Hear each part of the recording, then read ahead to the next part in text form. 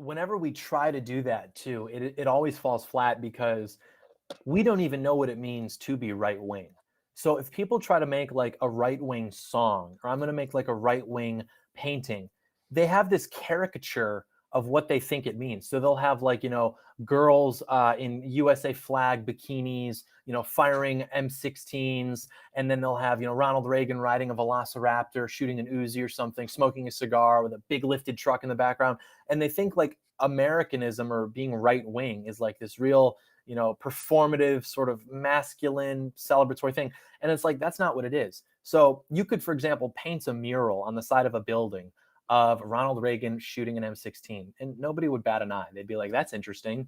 But if you painted a mural of a mother holding a baby, just cradling a child, it would be defaced within the day because we don't understand what that is, but the left sure as hell does. They understand that that is a declaration on what is right and what is natural, which is what right wing is. It's an acknowledgement of that. And so people on the right would be like, what do you, where's my Donald Trump painting? And it's like, we don't even have to do that. If we simply took control of the narratives and just reverted them back to what is natural and then vilified what is unnatural, which is communism, being ugly, being a single woman in your 40s, all of these things that they have tried to normalize, if we once again made it so, for example, if you cheated on your husband, well, I don't know if I want to take it that far. I was going to say you'd get stoned to death, but I'm not going to say that. Just, you would be outcast from your church, from your community. If we could somehow get back to that point, we'd be smooth sailing. And did you see The Northman by chance? I haven't, no.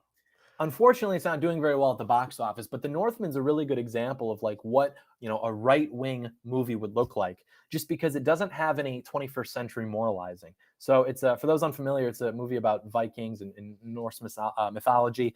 And there's a lot of themes in there, such as like white on white slavery, white people trafficking other white people, they're working as slaves.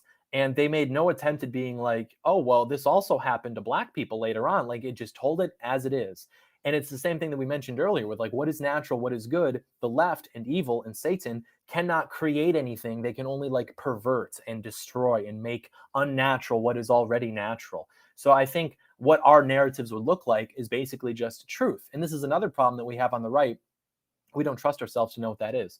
Well, who are you to say that, masks don't work? I'm me. Like, who's going to be in charge? Like me and my friends. Like, that's why do you not trust yourself? Like, do you think if you were all of a sudden king that you would like be corrupted? Maybe, and then in which case you should be executed.